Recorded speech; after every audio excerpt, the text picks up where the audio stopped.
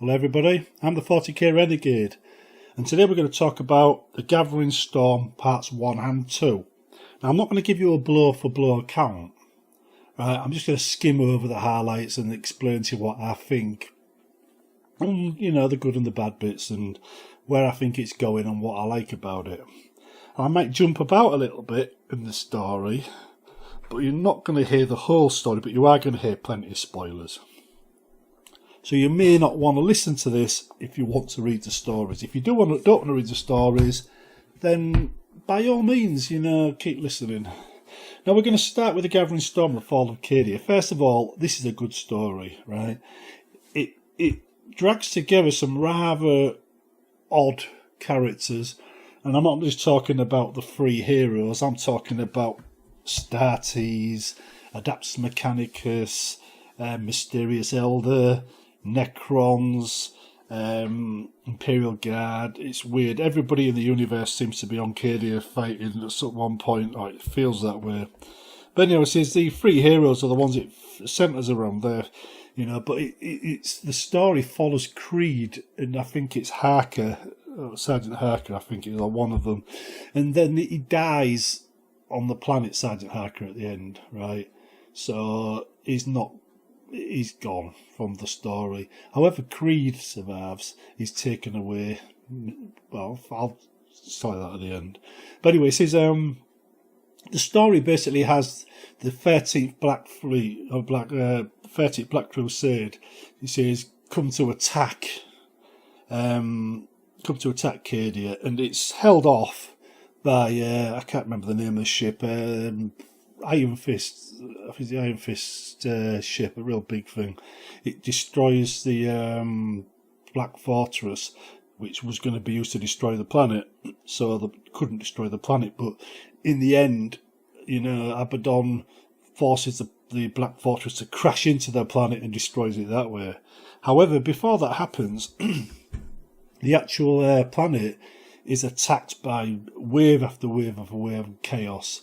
And this comes after a previous attack mentioned in the books, which isn't quite gone into in any detail, where they successfully fight off this previous attack. But then this second attack comes, which is the start of this book, which they're just not prepared for. And they have to call out for help. Now, whilst they're calling out for help, there's a ship floating through the warp. It's been lost for many thousands of years, my understanding is. And suddenly, this essence in the warp starts to form. And it's Celestine, and she hears the call. And she's heading towards Cadia. Just as this gigantic ship, that I think it belongs to the Imperial Fists, which is in the warp trying to escape Earth after it's attacked by air warriors, says intercepts the signal and is guided to Cadia by Celestine. But Celestine flies close to this ship full of Sisters of Battle, who see her because they've been lost in the warp for a long time. See her, follow it, meet up with this other ship, dock with it, and then continue on to Cadia. So they're the reinforcements. And these Sisters of Battle that have been missing for thousands of years join the fight along with Celestine at arrive at just a critical moment, enough to turn things around. And just as they're about to lose, and Creed, who's fought a valiant stand till that point, is about to give in and thinks, what's the point? You can't rely on the Emperor. He's not there for you. It's just each other. Down comes Celestine with all the reinforcements. And suddenly all the men are cheering and they're fighting and they're really going. And you get to the point where they start winning, and then the Black Fortress crashes in and it starts destroying everything. They all make a run for shelter, and some of them survive, and anybody on the surface is destroyed utterly. And they have to make evacuation plans. And these evacuation plans involve getting everybody off Cadia before it crumbles or destroys itself, or the surface becomes uninhabitable. And Creed stays behind. And him and his Sergeant Harker are fighting a valiant last stand to buy time for all the ships to escape. And just as I think it's Harker dies and everybody else has escaped, Creed's the last man standing on Cadia. The guard have fought to the last man on Cadia, and now it's just him left. And he's about to die. Says Abaddon himself or something like that, or somebody's about to kill him. And then, anyhow, he's rescued. Some dark figure says, you don't have to die here.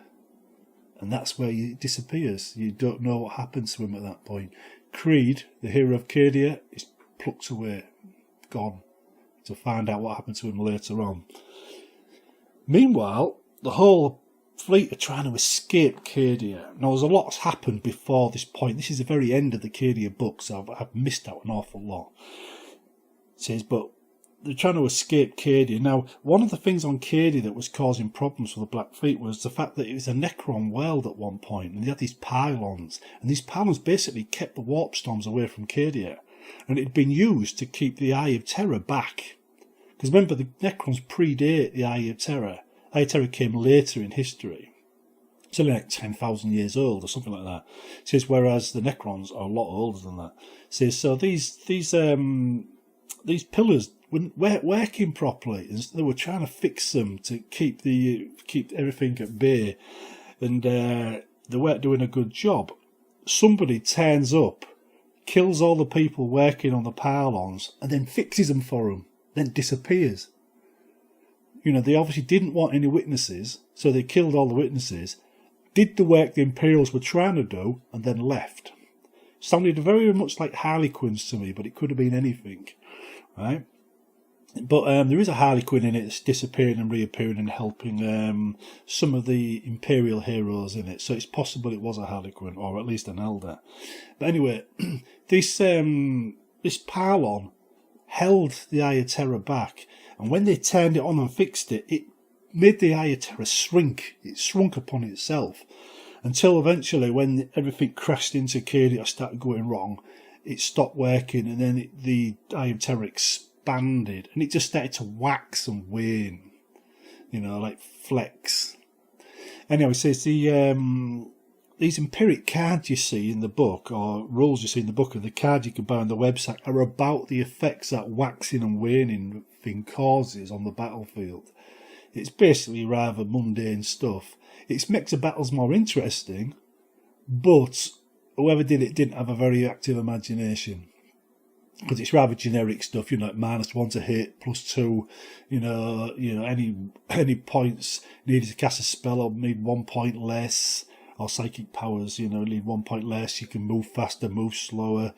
It's generic stuff. It could have been a lot better than it did, right? They've obviously running out of ideas on that. But anyway, the whole waxing and waning and bit like that is now emulated on the battle table, or the battle bar rules found in the Cadia book. The Cadia book's got a good story, and them rules do make the battles a bit more interesting, so it's worth it. You've also got the rules for the free heroes and everything, as you might imagine. You've probably seen that mentioned everywhere. But anyway, it's worth it. Other than that, the heroes are now escaping Cadia in the ships, and they need time to get away because the entire 13th Black Fleet is behind them, or Black Crusade Fleet is behind them. So our heroes in their last ship stop to buy the rest time. And when it comes to their time to escape, they can't. They just can't escape into op, so they had to make a run for a nearby planet. So they make a run for this ice world. And they land, and they're being led there by Celestine. And Greyfax, the Inquisitor, who was basically part of a collection the Necron guy had actually, saved, shall we say, put in status. He plucked them from various times, from various points in time, put them in display in his own personal museum in the status field, and he had adapted Astartes there, all kinds of warriors. Greyfax was there. So Greyfax is quite an old Inquisitor, goes back thousands of years. And when she sees Celestine and people worshipping her, she thinks it's heresy. She wants to kill Celestine. She doesn't know how things have changed. She's really old-fashioned. She has to be told, just calm down, don't kill anybody, you'll regret it. And now they all head to this ice world. Greyfax is complaining they're following this heretic Celestine. Everybody else are worshipping him. They've got the Black Templars there who basically think this is a sign from the Emperor himself. And they're all marching across the ice, being followed by Imperial Guard troops, being followed there by chaos, forces of chaos and that lot. And they're marching up this hill where Celestine's leading them, and people are following them blindly, thinking this is God's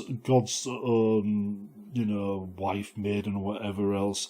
Says, the Emperor's own maid, shall I say. So, they're following her blindly. Greyfax, the Inquisitor, really doesn't like her at all. The Imperial Guard sitting there comfortable on the knowledge that, Cadia broke before the Guard did, so the Guard went down heroically, and the survivors are now marching away up this hill with the wounded, or mounting up the wounded, and the lead led to a spot at the very top of this mountain. And at the very top of this mountain, there's Celestine knows there's something there she has to see, but doesn't know what it is. And they get to the top, but they can't see what it is. It's just they don't know what they're supposed to be looking for. And the book ends at that point, just as this elder come screeching over the top of a nearby ridge and lay waste to the chaos forces below, effectively rescuing them. And the elder says, "Come with me into the future." Not literally the future, but they're going to create a new future. This is where Sigma was completely wiped clean and started again. The 40k story is now being advanced. And what that translates to in Beil-tan is the Dark Elder side is now an ally of convenience to the Imperium instead of, was it a last resort or whatever they had before. Let's let me have a quick look. I do believe, let's have a look, allies, 126. 126, right, Dark Elder, right, desperate allies in the 40k book, but the allies of convenience from now on, if it's the Reborn versions. The Reborn, that's the new Elder, the ones that follow the God of the Dead. They are allies of convenience. So that's one of the changes that this meeting causes to happen. Anyhow, that's the end of The Fall of Cadia. A good book worth reading on its own right. Gathering Storm 2, The Fracture of Beil-tan. A bit boring, to be honest. It's one long battle after another, and every now and again they're throwing something interesting. And to be honest, it gets a bit tedious when you read 100 odd pages of that. Right, so I'm not really recommending this, but there is some bits in it worth mentioning. For starters, the heroes of the book start out by dying. I'm guessing this is where the Reborn idea comes in. The Inid, that's the God of the Dead, says he's slumbering. My guess is there have been that many Elder died that he's had chance to be born and start to become aware. And at one point, Irene, which is a female elder who's been in the Dire Avengers, he's been a Corsair, he's fought in the arenas in the, I can't remember the name of the place, the Dark Elder City. And she dies in the Dark Elder City fighting Lilith, another Elder fighter, one of the big heroes of the arena. Anyway, when she dies, the Aquarium sees this and brings her back to life and gives her powers. She becomes the first of the Reborn, and all her blood maidens, I think they're called, rally around her to protect her and everything else. Severed hands are resewn, that kind of thing. And basically she brings down, while she's being reborn, a gigantic beam of psychic energy that acts like a giant lighthouse to every demon in the area. So the Dark Elven City is attacked by wave upon wave of demons, and they all blame Irene for that, and she makes some pretty bad enemies at that point. However, people who saw her rise from the dead see her now as a new hope for the Elder, so she around her gathers a small army who then escape from the Dark Elven City. or the Dark Elder City, into the Webway. And they're pursued, and there's lots of battles and all the usual stuff. And they eventually arrive at Beil-tan, and they're not quite as friendly as they were hoping. In fact, Beil-tan don't want to help at all, and they end up having a fight with the Farseers and everything else, because she knows she needs 5 swords. So the future where the Elder all have to die in order to beat Slaanesh doesn't have to happen. There's another way, a 7th way, and it involves getting these 5 swords. Now she gets the first one, I think it is from Beil-tan, by reaching into the deck, into the Reborn as if it's water, and plucking it out. But in order to actually create or bring, what's his name, the Kane to life, or his avatar to life, right, Beil-tan really has to suffer badly. And they really don't like that at all. But Beil-tan has already been attacked by demons. A Slaanesh demon, right, has actually got there through a series of other battles, which were equally boring, and then sat on the Avatar's throne and just dug her claws into the Wraithbone and infected the Infinity Circuit, effectively putting demons in the Infinity Circuit, so they go around like Pac-Man eating the souls of the Elder in that circuit and corrupting it as they go. And as that happens, the whole of the Beil-tan, world ship starts to crumble. That's the fracture right there. That's happening. No matter what Iran does, that's happening. The Beil-tan people really don't like what's going on, and they try to attack her. And basically, this I think it's the Ukraine just appears out of nowhere, lays waste to all those attacking her, and the souls that die appear to be visibly drunk in by Iran, and she not only absorbs the souls, Slaanesh is denied the chance to eat them. Basically, the souls go to her, not to Slaanesh. And she starts to wonder, can she teach others this? And if they can throw away these waste stones. They don't need them anymore. Says the Elder can be absorbed by Elder nearby, who, can carry their souls to safety.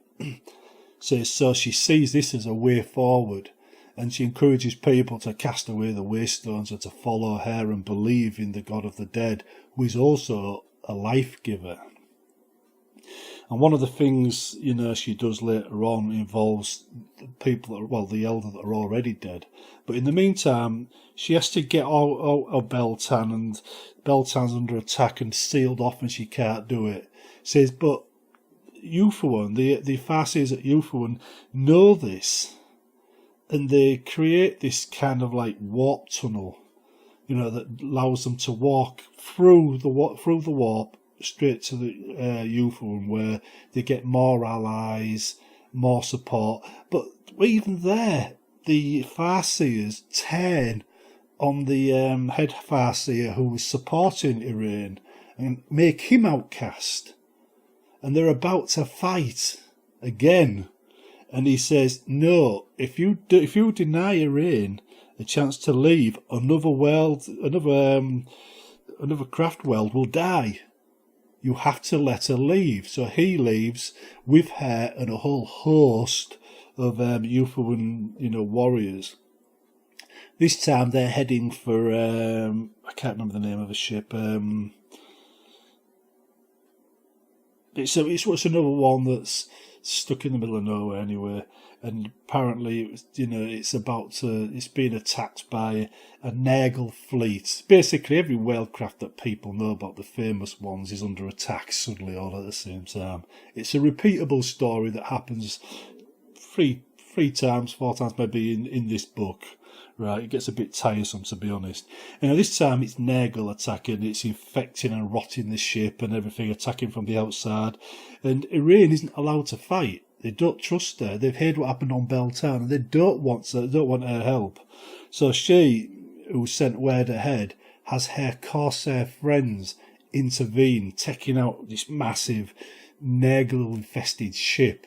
And then Prince Uriel comes in, and he realises the only way to take the ship out is to get on board. And he recruits the other Corsair captains to actually go on and do the job. And he gets in the engine room, he does the job, but he's killed.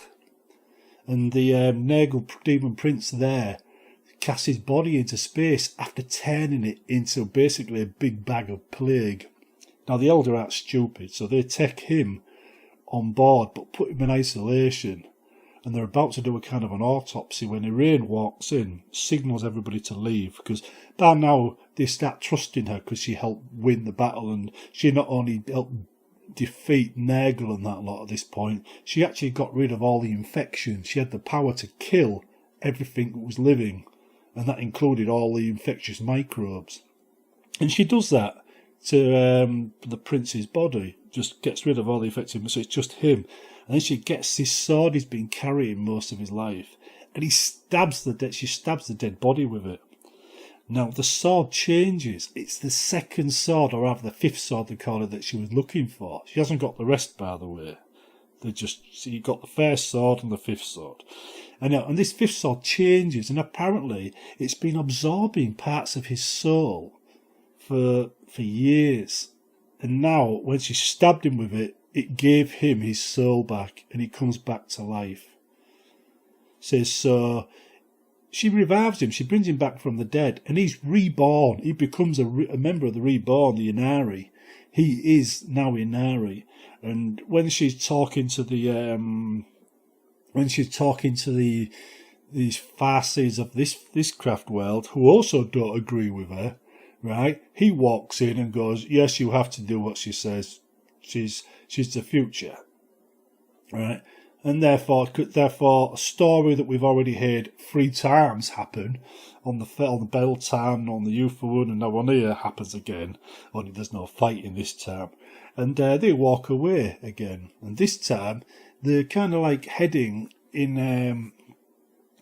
towards an ice world when they're jumped on by the Thousand Sons and a bunch of sorcerers and the usual suspects, and who have seen this big army of mixed of Dark Elder, Beil-tan, Euphoon, loads of people. They're all charging, all fighting in this webway. And various heroes of the Elder turn up suddenly to help. Now, the Harlequins have been with them all along. The Harlequins have been guiding them through the webway throughout the entire story. They're helping as well. But one of the Psychers on the Thousand Sons side basically lifts the 3 heroes, Irain, the Vizark and that lot, out of the webway into the warp and leaves them outside the webway looking in. So Irain says to Ahriman, who's also there, right, "I can cure your men of their curse," and she takes a squad of them and gives them back their life right in front of Ahriman. And Ahriman says, "Why should I believe you?" Blah blah blah, and that's when that happens. So then he brings her back into the webway where she can help him bring the rest of them back to life. But instead of bringing them back to life, she then casts the ones she's just brought back to life into the warp, and Ahriman charges after them on his jet disc thing, right, to try and save them, right, knowing he'd been tricked. They then seal it all off, kill the rest of the Thousand Sons and that lot that are there, then carry on to this ice world. And they appear at this ice world, right, at the moment when a bunch of survivors from Cadia are turning up. So the 2 stories are running parallel, side by side. And as they arrive, they're in a really bad state, these Imperials. So they go attack the 13th Black Crusade, drive them back after much fighting. You get the idea, there's a lot of fighting in this book. In fact, I would say there's probably a couple of pages of stuff that isn't fighting. Anyway, they ended up face to face with Imperials who they've just saved, and the Imperials don't trust them. Right, all the Templars are there with the guns pointed. The Skitarii there with the guns pointed. Sisters of Battle, they're doing what they're told. Basically, Greyfax is ready to leap on the nearest Elder and kill it. And they point out that they've not only saved their lives, but they need each other, and the humans they need a new leader to lead them in the fight against chaos. And the Elder recognise this, right, and they're there to help. They know that something in this chest that's been taken by the Adeptus Mechanicus hero Belisarius is going to help with that, and it needs to get to Ultramar, where this is going to be delivered. Now, I think we all know the Primarch of the Ultramarines is what's going to be brought back. That's where it's heading, right? That's what the third book's going to be about. I'm almost sure of it.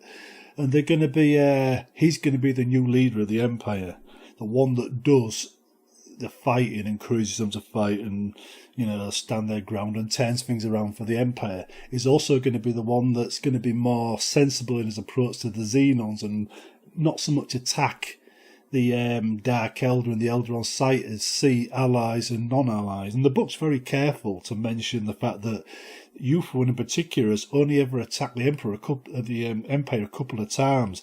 The rest of the time it's turned up to help them. Right, and it mentions that in the book. It also mentions the fact that there's now Gene Stealer covens on Terra, and a few other things going on, and even a big demon sun drifting towards the Terra system or the Sol system slowly. All that there, so you can sense there's going to be a big build up, and it gets hints of it throughout the Beil-tan book. And these now Elder and the survivors of Cadia are now heading for Ultramar with this casket. Cadia is now considered to be a demon world, part of the Eye of Terror. So it's fallen to the demons, and everybody on it is basically gone the same way as the Elder did. Now, another good thing about the Fracture of Beil-tan is one of the battles it takes you to is taken to this sort of like planet, one of the planets that the Elder lost, right at the very heart of its empire, and you get to see what's left of the old empire. One of their major civilizations. They're attacked by demons, of course, and it's just about a battle. You don't hear very much information about it, and any chance of it making the story interesting is thrown away in a rush to fight something. But you do get to hear about it a little bit and that lot. And one of the scenes that takes place in that book is they go dashing into this building. I don't know why. There's no reason for it. They do recover a sword from that planet, and the crane appears out of nowhere and lays waste to all the demons magically. Bang, bang, bang, all dead after dying once. So he dies, comes back to life, kills everything. They rush into this building for no apparent reason, only to find a web portal's opened inside of it. And out of it step these, I don't know what they call them, I'm not an Elder player, spirit walker type things, right? And they've got soul stones, way stones, where the spirits are, and they're all in a circle, guarding the gate, letting the Reborn through while keeping the demons out. So they all escape. And as a reward for doing that, Irain basically merges the dead Elder with their twin. You can have the twin and the dead Elder become one in the same body forever. Meaning she's capable of not only bringing them back to life, she can put them in new bodies. Others emerged, like she did this in, I think it was Beil-tan, right? She took the Elder, the spirit stones, and basically fused the soul with the machine. So the machine became the new spirit stone, if you like. It wasn't that way, but if you think of the whole machine is now the spirit stone. So the Elder now has a new body. It's a killing machine, but it's a new body. And it can move and fight and smell and see and enjoy things normally in this new War Walker type body. Whereas before they were a bit clunky and hard to move, now it was a fluid movement because this was its body. It was like it was alive again.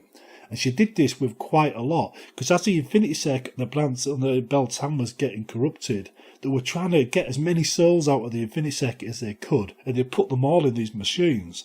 And whilst the Farseers were doing this with whatever, Caesar Rain, who's never been trained to do this, just called to them.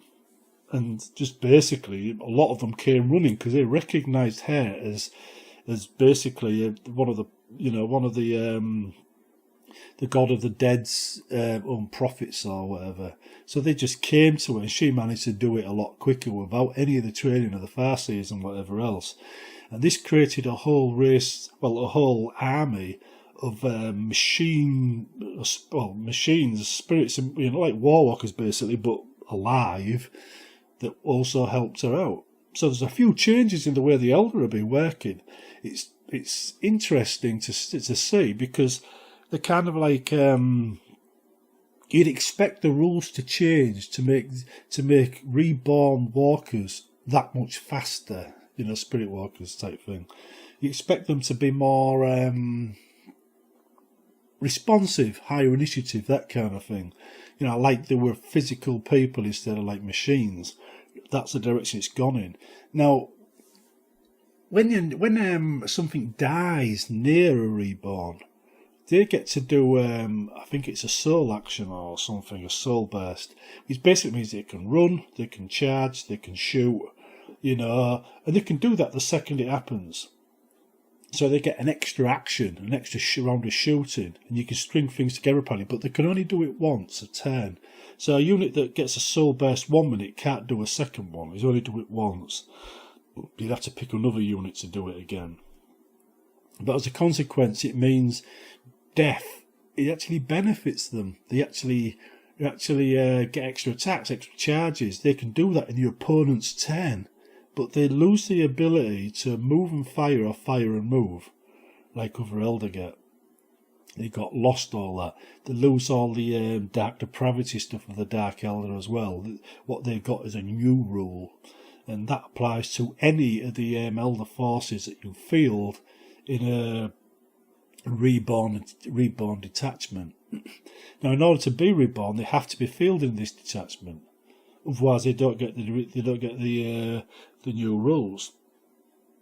See, but the way it works is it changes them just enough to make it feel different with that special rule. However, it's still the Elder. You've still got all the usual stuff you expect to see. Now, I'm expecting the Dark Elder book to be updated soon because of things I've heard or changed at least. And to be honest, there's about 6 or 7 jet bikes out there, isn't there? So the Reborn aren't going to need all of them. So that something must be happening there. Maybe a new codex, maybe, I don't know. But this whole story in the Fracture of Beil-tan is taking the Elder into a new future where they don't die and they don't have to die and they can live, beyond the time when the Farseers see the whole race dying out. Whereas the previous myths around the God of the Dead said when all Elder die, he will fight Slaanesh and kill her. And the Elder naturally weren't too happy about that. But Irene said, no, if we get these 5 swords, we can beat Slaanesh without the race dying out. Trouble is, Slaanesh absorbs the souls of all dead Elder, and that's always limited what they do. They're always a bit afraid to die in case the souls are absorbed by she who firsts.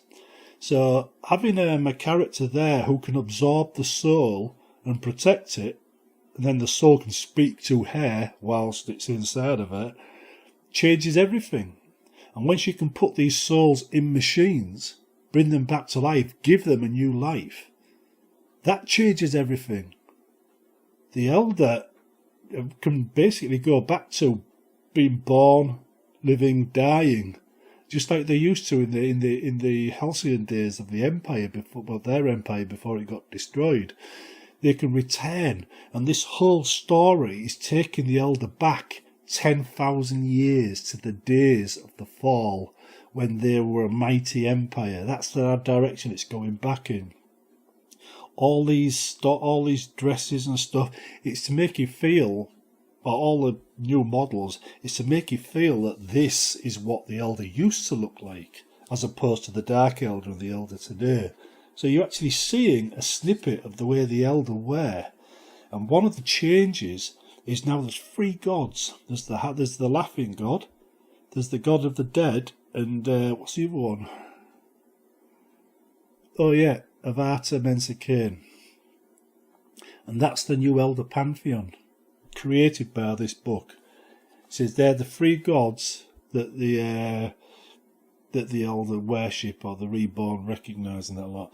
And the laughing god sees itself in support of the other two, a balancer. He balances the other two out. The god of the dead is actually also a god of life, and Cain, he's just destruction. And the laughing god evens it out. He kind of achieves balance, but he appears in this story as well to give them aid and send them to the place they need to be. So he's mentioned in this book. In a way, it's kind of an Elder Bible, only it's not as interesting as it should have been given the material. I mean, what you've got here is a lot of really exciting material, really badly used. That said, if you're an Elder player, you'll have to read it. There's a lot of good stuff here from a fluff point of view. I haven't really looked at the units that closely, to be honest, but simply merging all the Elder army together and willy-nilly fits the story of the book, but would make for a very poor fluff army, if you ask me. I think at some point all these sides are going to have to be married into an organised codex, for it to work. And I suspect the 8th edition rules, is the direction this is heading in. These are you probably find there's one new Elder book to rule them all, maybe, with all these sides in it, and it'll be the Reborn. And they, rather than the Craftwells and whatnot. But saying that, there's nothing to stop you running a Reborn army of just Craftwell stuff. Nothing at all. I mean, to be honest, right, it says you here, just an example of formations, right? The Soulbound Vanguard, that there is 2 units of Dying Avengers, 1 unit of Dark Elder, and another unit of Dark Elder. It's like Incubi and Witches, right? Now, that's a formation there. Now, there's other formations here, which say Craftwell, Dark Elder, Harlequins. So they're trying to mix it up. They're trying to get you to mix it up. But, let me just find the actual, there we go, Inari, right. Now here you can have the actual Reborn Warhost detachment. You need 1 to 2 HQ units and 2 to 6 troop units in order to meet the requirement for the Reborn. And there's every type of Elder in both of them. It doesn't say you have to take Dark Elder. It doesn't say you have to take Harlequins. It doesn't say you have to take Normal Elder. They're just there. And you can take any of them in any combination. So technically you could field only a Craftwell army here and meet the requirements of the Reborn. It's easy. It's not hard at all. So you don't have to buy Dark Elder to meet the requirements. You can go with your existing army and just go with it. It'd work. And the next day you might go back to your old codex and feel it's a standard Craftwell army. However, the story sees them annoy most of the other Craftwells and the Dark Elder city. So, would they be friends with the rest of the Elder? Well, they wouldn't be enemies. I would call them allies of convenience. Honestly, that's the way it comes across. The kind of Elder are split down the middle between those that see them as the future and those that think they're just troublemakers. So it's an extra faction of the Elder, but will they win out? Will they become the new future of the Elder like the book claims they are? We'll have to see. The story continues in Ultramar, where a new king of the Imperial is about to be awoken. See you in the next one.